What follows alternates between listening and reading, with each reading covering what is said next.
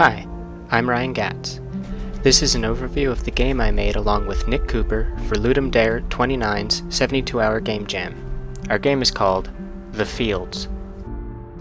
The theme for Ludum Dare 29 was Beneath the Surface.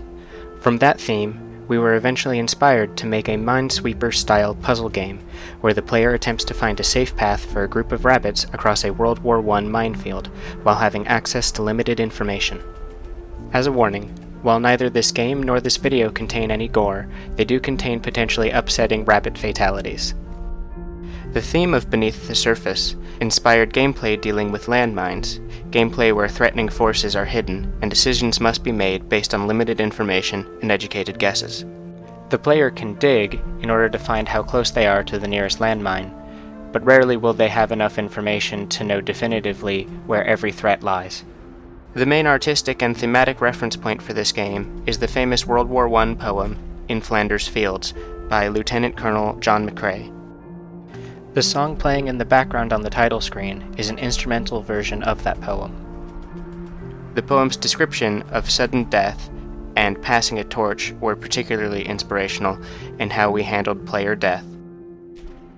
In keeping with the poem, player death is sudden and final. The player character never respawns.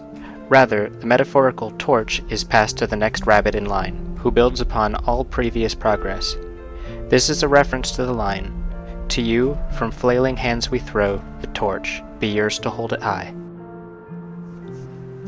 Moving on from game design, I want to touch on some of the technical aspects of the game's visual art. Almost every art asset was made within the 72 hours of the game jam. The rabbit was sculpted, retopologized, and painted in 3D Coat, baked in XNormal, and rigged and animated in Maya. A procedural noise script I wrote recently controls the animation of the grass and the camera shake during explosions. I finished a version of a physically based shader I'd been working on for about a week the day Ludum Dare 29 started. This shader is used for every asset that doesn't have transparency.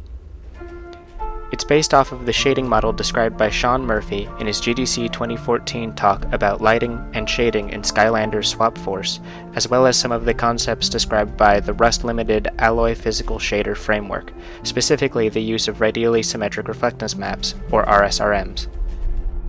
The goal of this shader is to reasonably approximate more complicated and more realistic models while working in a non-linear, non-HDR lighting space, as well as being quick to author and having texture maps that are human readable.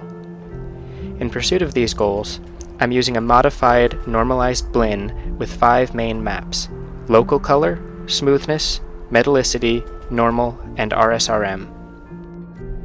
Local color defines the dominant color of an object surface without regard for surface quality or lighting. The metallicity is used to determine how the local color is broken up into diffuse and specular maps. Non-metals use the lightness of the local color to extract an unsaturated spec map, while metals have no diffuse component and use the local color as the spec map. The smoothness of the material describes the appearance of highlights and reflections and, along with the metallicity, changes the curve describing the Fresnel contribution. The RSRM is combined with the ambient light setting in Unity by way of a Photoshop-style hard light blend. It describes the disparity of ambient light coming from the sky and ground. It is also used to help smooth surfaces appear reflective even in the absence of localized lighting. Finally, there is a normal map, which, as you might expect, offsets the normal of the fragment being lit. One other major change I made to the standard blend model was how I calculated the diffuse lighting contribution.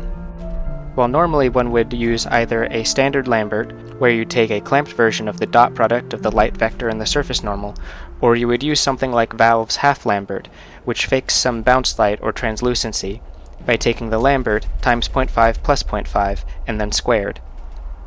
I find Valve's half Lambert more appealing, especially in scenes with few lights, but it's not appropriate for all materials. To get the best of both worlds, I wrote a normalization that takes an additional light wrap input to act either as a Lambert at 0, or a half Lambert at 0.5, or as a fully translucent surface at 1. Because this acts on the diffuse contribution, it does not affect the shading on full metals. This is fairly accurate to reality because there is almost no diffusion of light by a pure conductor. Over the surface of only a few molecules of thickness, incoming light is either absorbed or specularly reflected by the free electron field on a conductive surface. Anyway, since the shading model doesn't necessitate a lot of baking or generation of cube maps or light probes, materials are very easy to author, even if you're painting each map by hand. Case in point, I hand-painted every texture in the game and only baked out 2 normal maps, one for the rabbit and one for the fence post. All other normal maps were made from hand-painted height maps, and every texture in the game was made without use of photographic assets.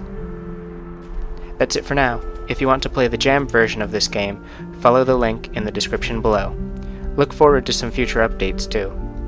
And check back here for more game tutorials and demos. I'm Ryan Gatts. Thanks for watching.